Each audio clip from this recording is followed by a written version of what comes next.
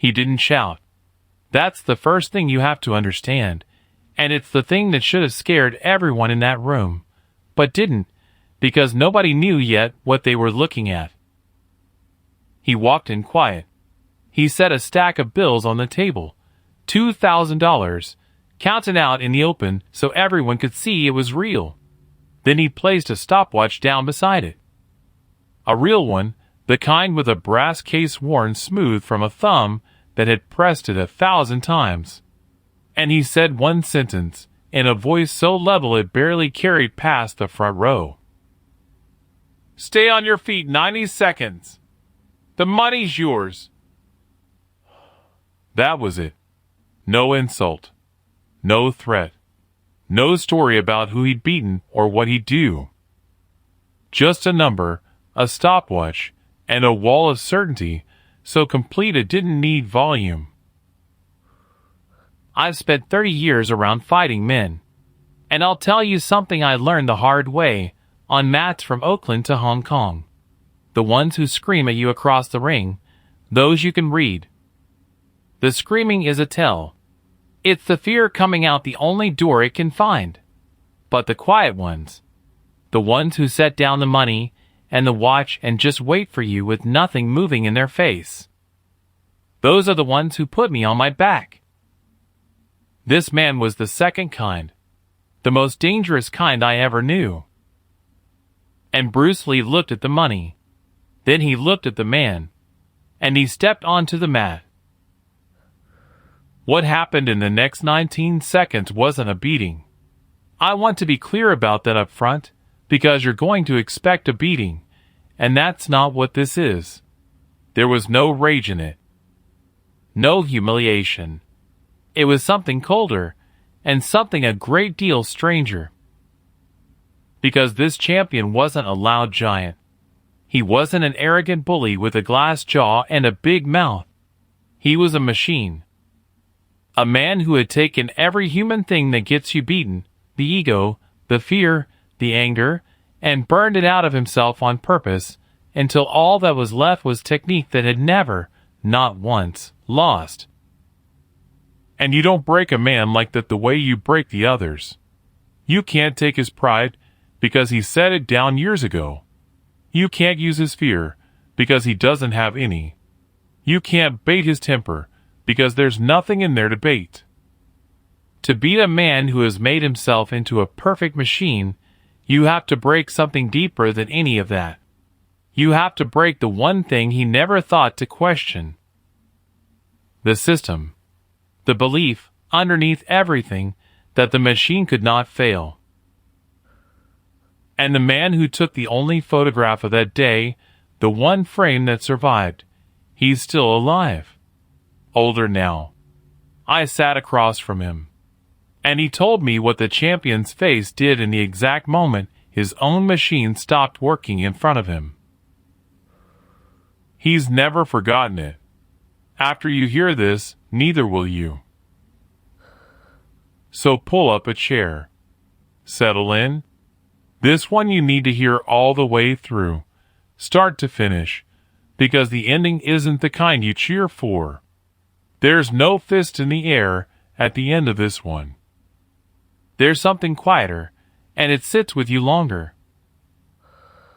Let me take you into that room. To understand what happened in those 19 seconds, you have to first understand the man across the mat. And you have to take him seriously, more seriously than the crowd did, more seriously, maybe, than Bruce did at the very start. Because here's the trap. When I tell you, undefeated champion, your mind builds a picture. A big man. A loud man. Muscles and a sneer. Somebody you're already rooting against. Forget all of that. That picture is for the other stories. This man was nothing like that, and the difference is the whole point. He wasn't especially large. He wasn't loud at all.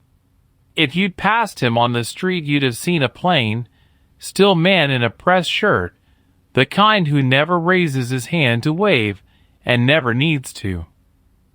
He trained since he was a boy in a hard, formal school, the kind where they don't teach you to win so much as they teach you to erase your mistakes, one by one, year after year, until there are none left. And he'd done exactly that. They say he had over 100 matches and not a single loss. Not a close call. Not a lucky escape. 100 men had stepped onto a mat with him, and 100 men had failed inside 2 minutes, and he had felt, by every account, nothing at all while it happened. No joy in winning. No contempt for the beaten. He'd watch a man fold in front of him with the same flat eyes you'd use to watch a kettle come to a boil. It was simply what happened. It was the math working itself out. That was his whole genius and his whole prison. He had turned himself into a thing without weather inside it. No storms. No heat. The other fighters I've told you about, the giants, the loud ones, they lost because of what was in them. The fear, the pride, the need to be seen winning. He had cut all of that out of himself like rod out of wood, and what was left didn't bleed when you cut it. Here's the thing the crowd didn't understand, and it's the thing I want you to sit with. Everything we know about beating a dangerous man depends on him being human. You feint, and he flinches, because he's afraid.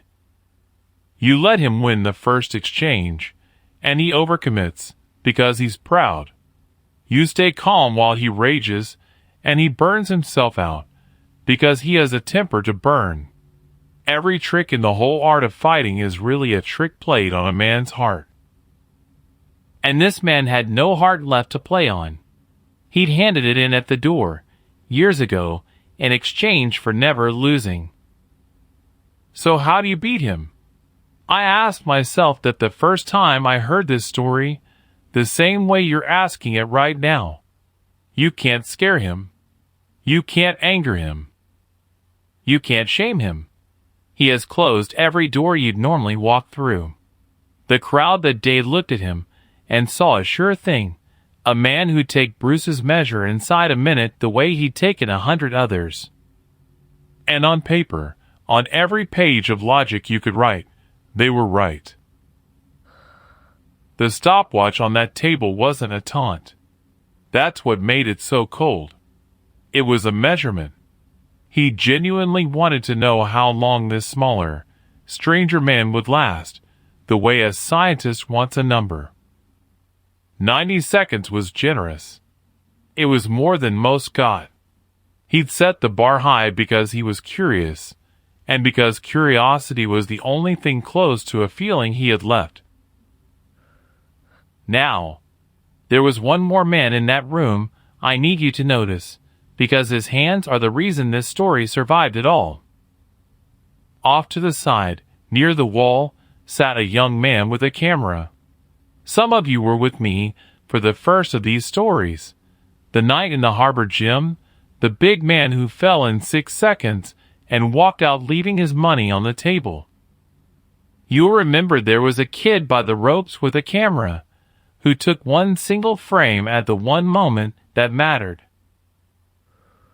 Same young man. A few years older now, a little steadier with the lens. He'd seen that first night change something in him.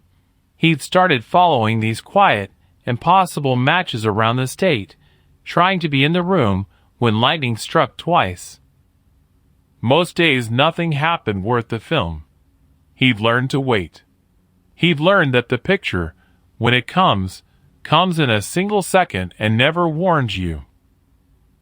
He had no idea, sitting against that wall, that he was about to take the one photograph of his whole life that he would never be able to look at without going quiet.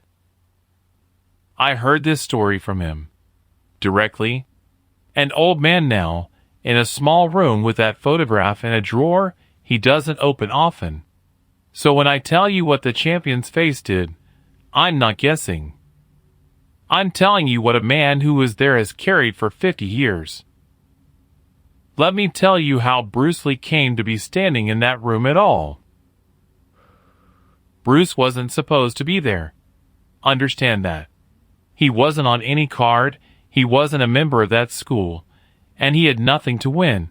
Not really. $2,000 meant something, sure, but Bruce was never a man who walked into a room for the money. He walked into rooms for the question inside them.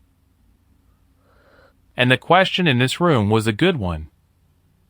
Word had gotten around, the way it always did in those circles, quiet, mouth to ear, that there was a man up the coast who could not be beaten. Not a brawler. Not a tough. A technician. They said he didn't fight angry, didn't fight proud, didn't fight at all in the way the rest of them understood it. He just solved you, the way you solve a lock. And the older masters who'd watched him work had started saying a thing that, in their world, was close to blasphemy. They were saying the system was perfect, that this man had taken a hard, old method all the way to its end, and that the end was a fighter with no opening in him anywhere, no flaw, no weather, no door. Now Bruce, and anyone who's read a word about him knows this, Bruce had a particular allergy, not to fighters, to finished things, to the word perfect when it got hung on a method, on a style, on a system. His whole life was one long argument against the idea that any system could be complete, because the moment you call a thing complete, he believed, you've stopped it from living. A perfect form is a dead form. A style that can't be questioned is already a corpse standing up. So when they told him there was a man who'd become the living proof that a system could be flawless, Bruce didn't hear a champion. He heard a claim. And the claim is what brought him up the coast. Not the man. The idea behind the man. Here's the part people miss. Bruce didn't come to beat a fighter that day. A fighter you can beat with a faster fighter. He came to do something harder and stranger. He came to disprove a belief. And those are very different jobs. You break a man's body in a few seconds.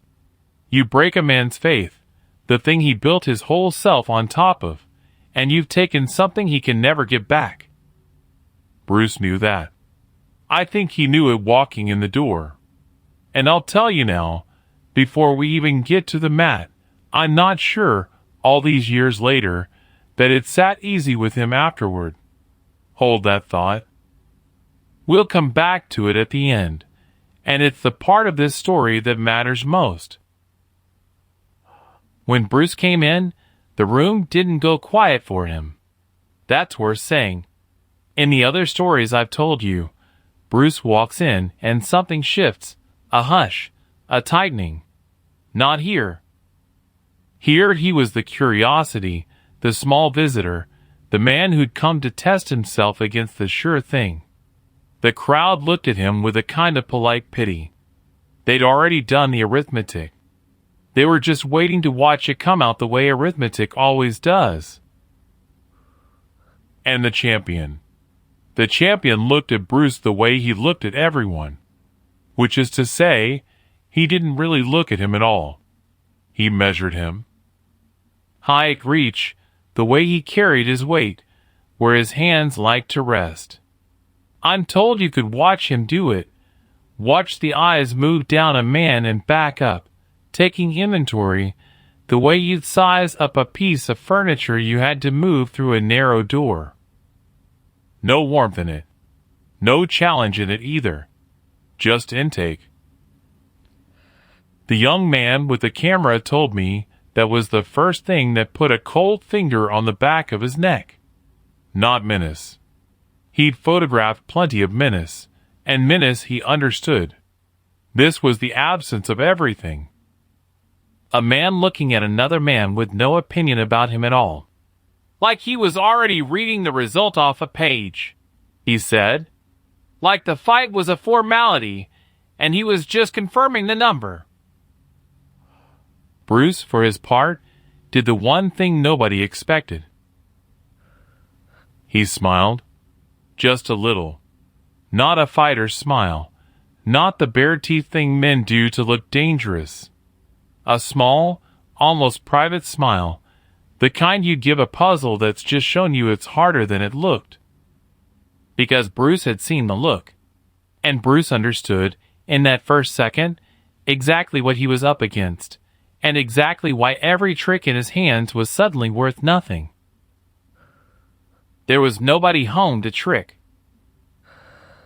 They set the terms the way that schools set everything, formally, coldly, with a respect for procedure that had its own kind of beauty and its own kind of menace. This wasn't a brawl in a parking lot. This wasn't a backroom grudge. It was a formal match, run by a man who believed in form the way other men believe in God. There were rules read aloud. There was a square marked on the mat. There were 2 senior students standing at the edges, not as corner men, but as witnesses, there to confirm that what happened cleanly. Everything in that room was built to remove luck, to remove chaos, to leave nothing on the floor but pure technique against pure technique. The system testing itself under controlled conditions. And in the center of it all, that table. The $2,000. And the stopwatch. The champion picked the watch up, held it in that worn smooth grip, and he explained the terms himself in that same level voice that didn't need the room to be quiet to be heard, though the room was quiet now, very quiet. 90 seconds. Bruce had to stay on his feet in the square for 90 seconds. Not win. Not score. Not land a single thing. Just remain standing. Do that, and the money was his, and he could walk out the door. Fail, go down, leave the square, fold away the 100 before him had folded, and he walked out with nothing but the lesson. He clicked the watch once to show it worked. One small mechanical sound. Then he reset it, and held his thumb over the stem, and waited. And here is where I want you to stop and feel the room, because the crowd felt it, and they read it exactly wrong. That ticking, when it started, was the most patient sound in the world. The champion wasn't rushing. He wasn't loading up. He stood there easy, weight settled, hands low and open, the watch running in his peripheral attention like a man keeping time on a stew. 90 seconds was a long time to him. It was an eternity. He had ended men in 20, in 15, in 12. He'd offered 90 the way you offer a child a head start in a race you cannot lose. Generous, faintly amused, certain. The crowd heard the ticking, and they relaxed into it. To them, it was a countdown to the obvious. Tick. Bruce was still standing. Tick, for now. Tick, give it time. They settled in to watch the arithmetic resolve. But I've been on the wrong end of a comm man and a clock, and I'll tell you what that ticking really was. It was the sound of a machine being absolutely sure of its own output. Every tick was the champion saying, without a word, without an ounce of strain, I have all the time I need. You are a process that has not yet finished. The watch isn't pressure on me. The watch is pressure on you. And Bruce stood in the square and listened to it. The same ticking. And something moved behind his eyes that the crowd couldn't see and the champion didn't bother to look for. Because Bruce had just understood the rules better than the man who wrote them. The champion thought the 90 seconds was Bruce's problem to survive. Bruce had just realized it was the champion's problem to fill. 90 seconds is a long time to do nothing.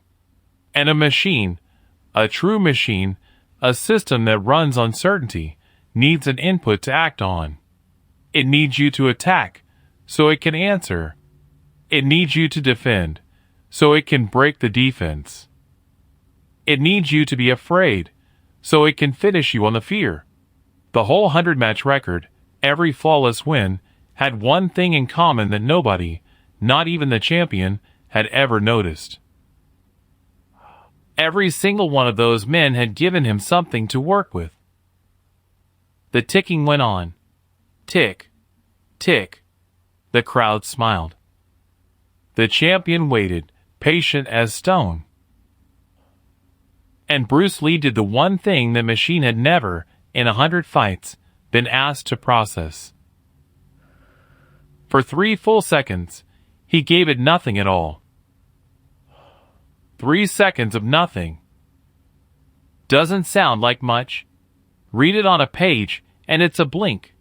But stand in a marked square, in a silent room, across from a man who has ended 100 fighters, with a clock running, and do nothing, and 3 seconds is an ocean. Most men can't survive their own nerves for 3 seconds in that spot. The fear fills the space. They have to move just to let the pressure out somewhere. Bruce didn't move. Not the way they expected. He stood relaxed, not frozen, that's the thing, not braced, not coiled tight like a man waiting to be hit. Loose. Easy. His weight floating, his hands soft, his breathing slow enough that the kid with the camera said you could see his shoulders settle, not rise. He looked, for those 3 seconds, like a man who had all the time the watch could offer and then some.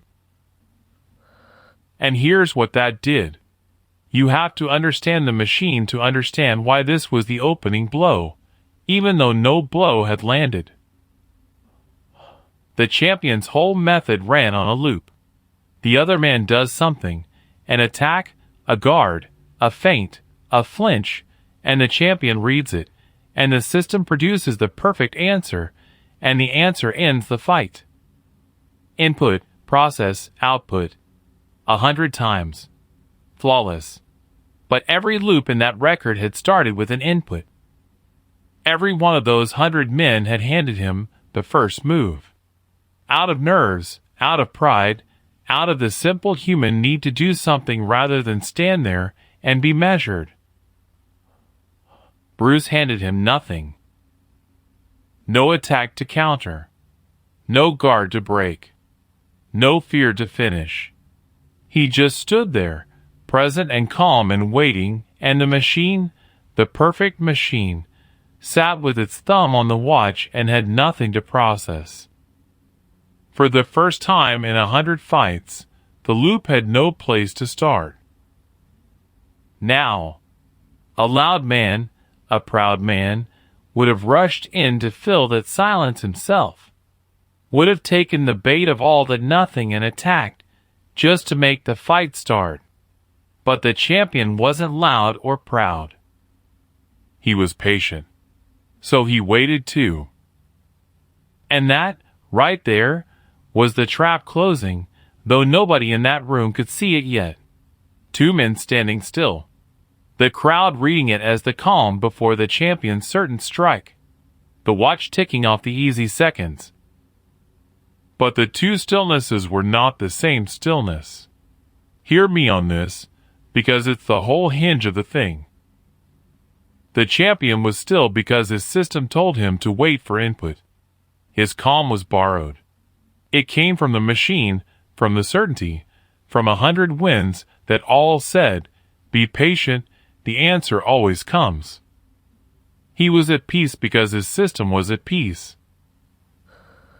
Bruce was still because Bruce was actually, all the way down, at peace. Not borrowed from any system. His own.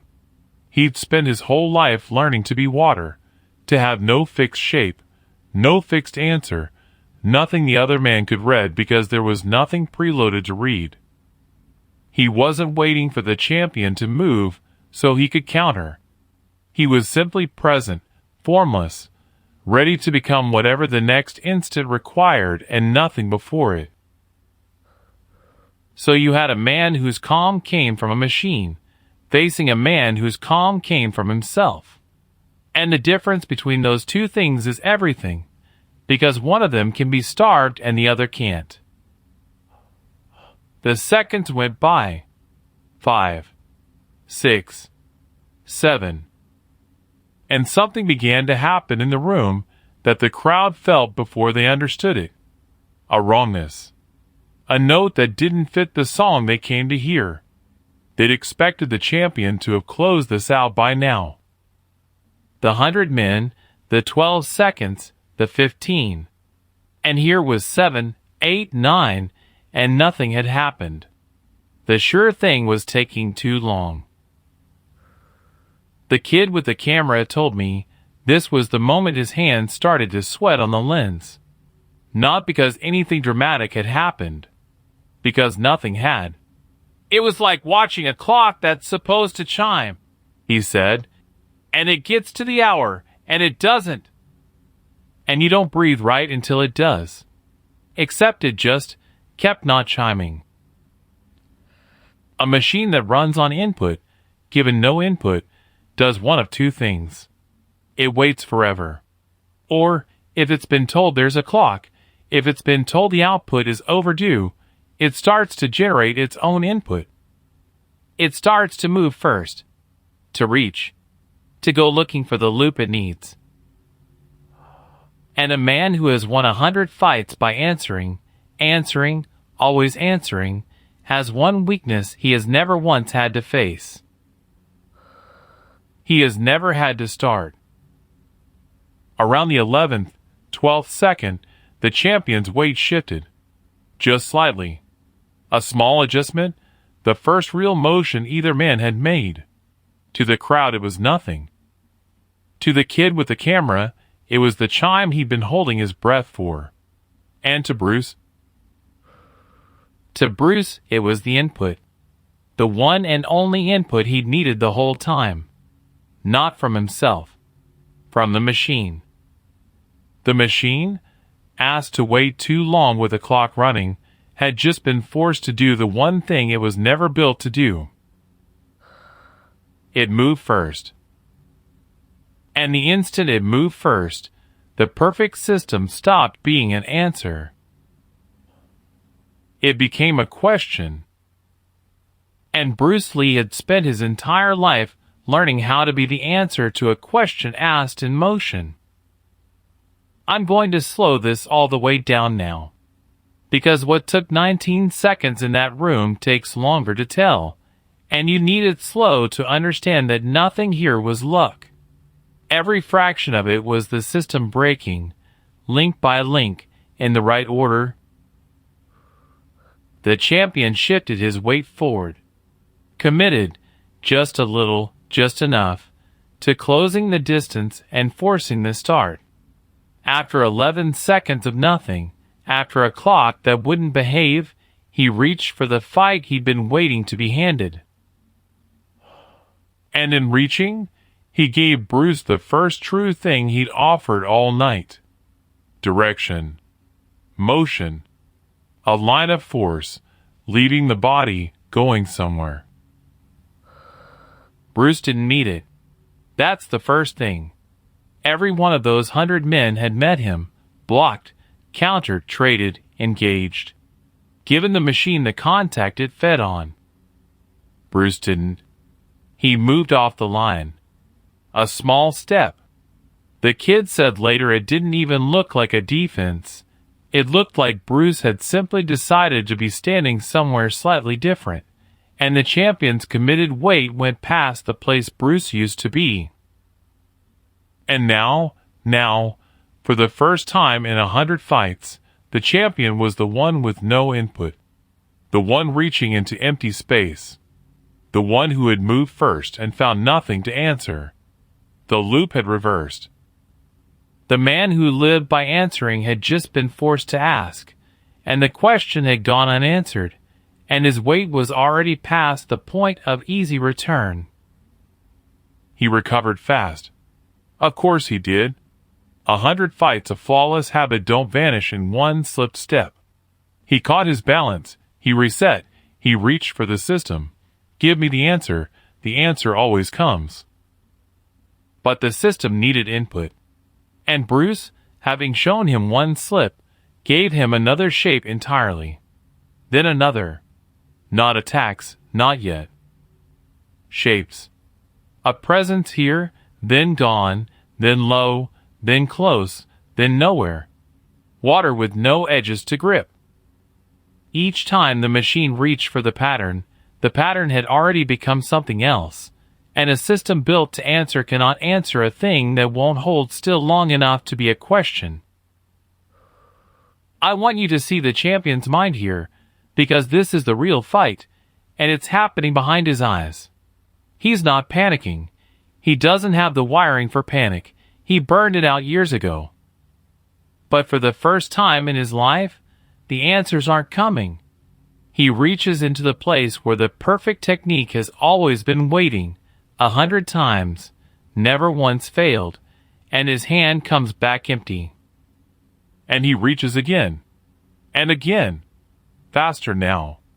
And every time, the loop spins up and finds no input it can use, and spins down with nothing. A loud man would feel fear. He felt something worse, something he had no name for, because he traded away the names of feelings long ago. He felt the floor of his certainty, the one thing under everything, start to give. And that's when Bruce stopped giving him shapes. Around the 17th second, the champion, starved of input, reaching harder than he'd ever had to reach, overcommitted at last. Threw a real strike. Fast, clean, technically flawless, the textbook itself, into the space where the system swore Bruce had to be. Bruce wasn't there. He was already inside it. One step. The kid with the camera said it was one step, but it was the step the whole fight had been built to earn. Off the line of the strike and into the man, into the dead space the perfect technique left behind it, the one place 100-match system had never been touched because no one had ever survived long enough to get there. And Bruce's hand found him. Not a wild blow. Not a finish dressed up for a crowd. One short, exact strike to the body, placed where a struck thing folds, delivered with the man's own committed weight still carrying him forward onto it. The champion stopped. Not fell. Not yet. Stopped. The way the kid with the camera described it, and these are close to his words, 50 years carrying them. Everything in him just stopped at once. Not like he was hit, like he'd been switched off. His knees went. Slow, almost gentle. He didn't crash. He came down to the mat the way a building comes down when the charge is set right, not blown apart, just suddenly no longer holding itself up. One knee, then his hand to the mat, then down. 19 seconds. The watch was still running. Nobody had clicked it. It ticked on in the dead silence, counting seconds that no longer meant anything. And that small mechanical sound was the only sound in a room of how many people? 50, 60, not one of them breathing. And here's the thing I have to tell you, the thing the kid raised his camera for, the one photograph of his life. It wasn't Bruce. He didn't shoot Bruce. He shot the champion's face. On the way down. In the half second before his hand touched the mat. And it wasn't paint on it. That's what's haunted the man for 50 years. There was no pain in that face. A struck body folds, and the face usually shows it, and there was none of that here. What was on the champion's face? The kid told me, going quiet in that little room with the drawer he doesn't like to open. What was on his face was the look of a man watching something he was sure of his whole life turn out to be empty. Not the look of a man who lost a fight. The look of a man who just found out the floor he stood on was never there. I'll tell you what came next. And then I'll tell you the part that matters more than any of it. The watch was still running. That's where we left it, and that's where the room was, frozen around a small brass watch ticking off seconds that had stopped meaning anything. Nobody clicked it off. Think about that. There were 2 senior students at the edges of that square whose whole job was to keep the time, to confirm the result, and not one of them moved to stop the watch. They just stared. The machine they'd all believed in was on the mat, on one hand and one knee, and the clock he'd set to measure other men kept running, and nobody in that room had the presence of mind to reach down and stop it. Bruce stepped back. That's the first thing he did. He didn't stand over the man. He didn't raise a hand. He didn't look to the crowd for the thing crowds want to give you in that moment. He stepped back, and he gave the champion room, the one thing, maybe, that mattered most in the whole 19 seconds and the nothing that came after. Because here's what I've learned, on both ends of it, over 30 years. The worst thing you can do to a beaten man isn't to hit him again. It's to stand over him while he understands what just happened. To make him do his understanding with your shadow on him. Bruce knew that. So he stepped back, and he let the man have his private moment with the empty floor where his certainty used to be. And the champion stayed down. Not because he was hurt. The body comes back from a strike like that in a few seconds, and his did. He stayed down because he was somewhere else entirely. He was inside, going through the rooms of a house he'd lived in his whole life, opening doors, and finding every room empty. The kid with the camera had already taken his one frame. He told me he didn't take another. Couldn't. Said his hands wouldn't do it. He'd come to that gym chasing lightning the way he had since that first night in the harbor, and now lightning had struck right in front of him, and he found he didn't want to photograph the second half. Some things you take a picture of, he told me. And some things you put the camera down for, out of respect. I didn't decide it. My hands just decided it for me. When the champion finally stood, he stood slowly. And he did a thing that nobody, not the crowd, not the senior students, not even Bruce, I think, expected. He picked up the watch, stopped it, looked at the number, and then he set it back down on the table next to the $2,000, and he stepped away from both. Left them there. The money and the watch, the 2 things he'd brought to measure other men, he left them both on the table and walked toward the edge of the mat. And then he stopped, and he looked back at Bruce, and for the first time all night, his face had weather in it. He didn't say much. The kid only heard a piece of it, and he's not certain of the words, 50 years on. But the shape of it was this. The champion asked him, quietly, not angry, almost lost, he asked him how.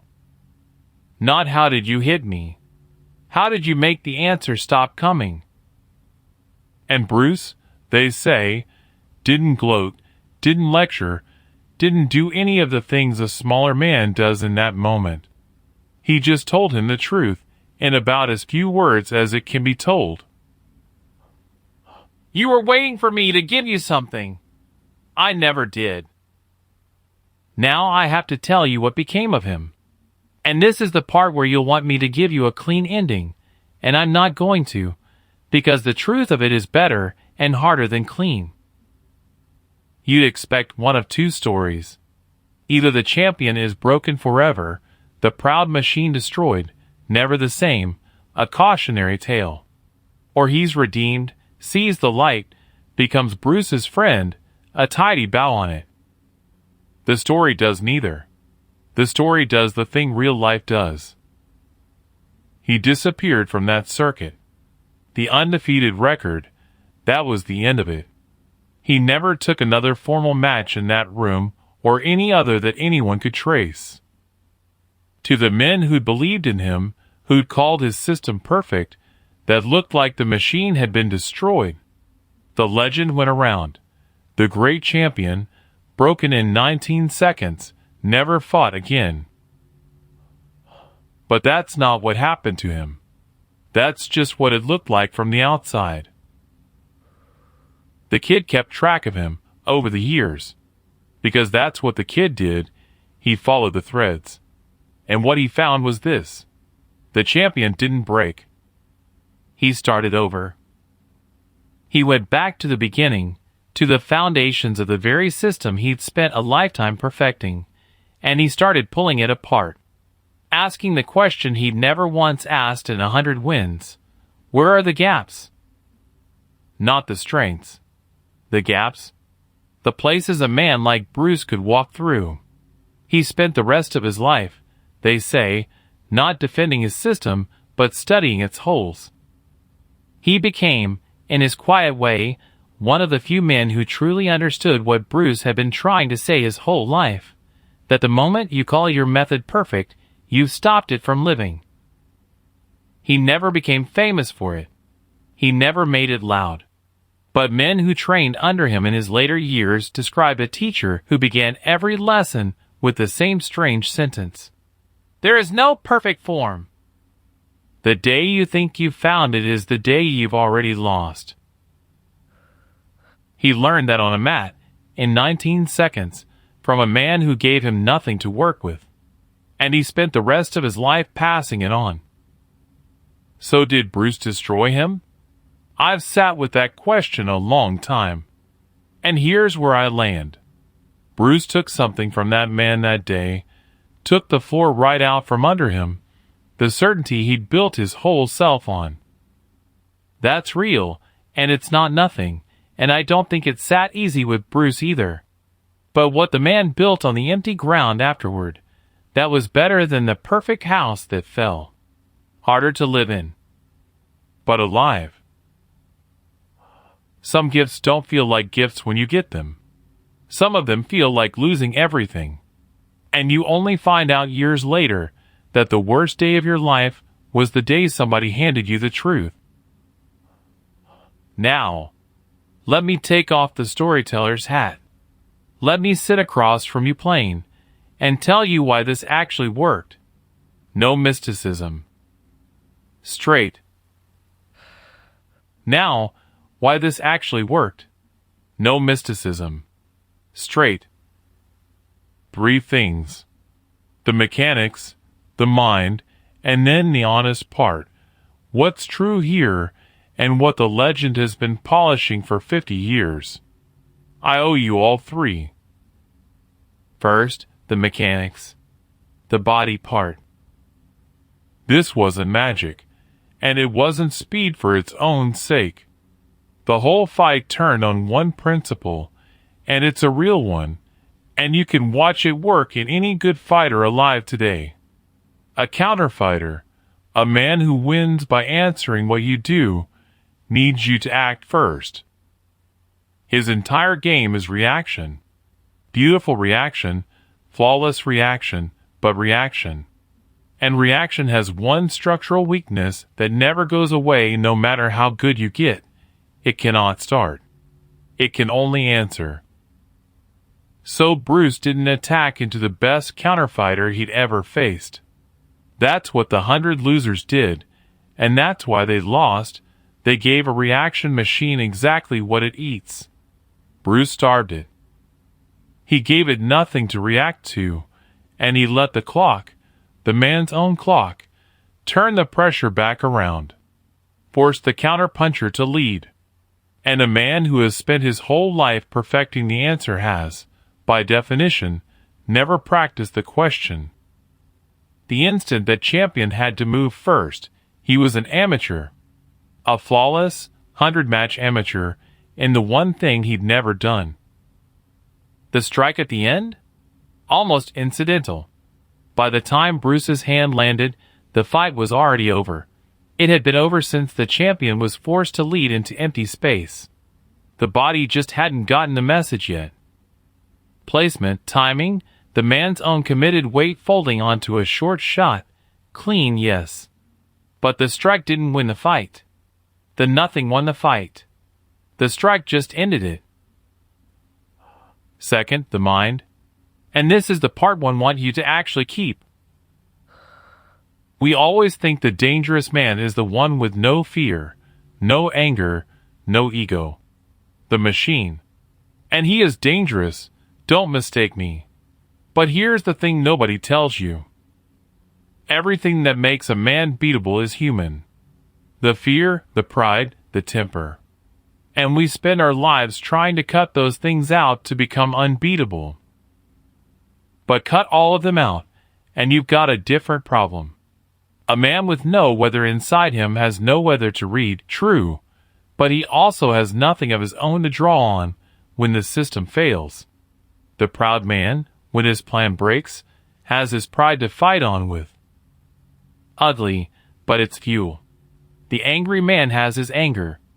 The afraid man has the wild animal that fear wakes up. The machine has nothing. Burn out everything human, and on the day your system meets the one thing it can't answer, there's no human left underneath to improvise. You've made yourself perfect and hollow at the same time, and hollow things don't bend. They just stop. That's the trap of perfection, in a fight and out of it. The man who can't lose has never learned to. And the day he meets the thing he can't answer, he doesn't have the one tool the rest of us built by losing over and over, the ability to be wrong, and keep going anyway. Bruce wasn't perfect. That was his whole edge. He'd been formless on purpose, wrong on purpose, water on purpose. He kept the human in himself, and just refused to hand it to the other man to use. That's the difference between empty and formless, and it looks the same right up until the moment it doesn't. Third, the honest part. Did it really happen this way? Here's what I found. A formal challenge match against an undefeated counter technician, won in under 20 seconds by forcing the man to lead. The bones of that are real to the kind of thing that happened in those closed rooms, more than once, in that era. Quiet matches, no cameras, settled by men who measured each other in seconds. That world existed. The $2,000 and the stopwatch on the table, that's the legend doing its work. Clean detail, maybe too clean. Real or polished by 50 years of retelling. I can't swear to the brass watch. But I'll tell you it carries something true even if it never sat on a table. The idea that the man brought a tool to measure others and walked out leaving it behind. The 19 seconds, and here's me being straight with you. Every legend has a number, and the numbers get rounder and sharper every year they're told. Was it 19? Was it 25? I don't know. Nobody timed it with a court reporter. What I'd stake something on is the shape, not the second hand. It was fast, it was decided before the strike, and it was won by patience, not violence. And the champion who spent his last years teaching that there's no perfect form? That one I believe most of all. Not because I can prove it, but because it's exactly what that kind of defeat does to that kind of man. The shallow ones break. The deep ones rebuild on the empty ground. And the legend remembers the rebuilding even when it forgets the names. So here's what I'll leave you with.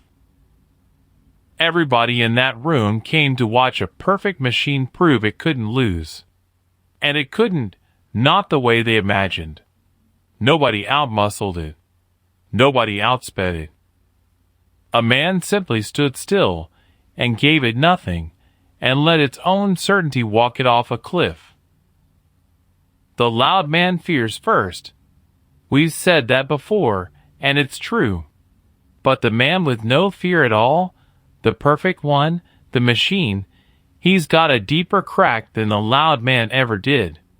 Because the loud man knows, somewhere, that he can lose. The machine has never even imagined it. And the thing you've never imagined is the thing that ends you. Size isn't an argument. We know that one. But here's the next one, and it's harder. Perfection isn't armor. It's just a wall with nothing behind it. And walls don't bend. There was a photograph. One frame.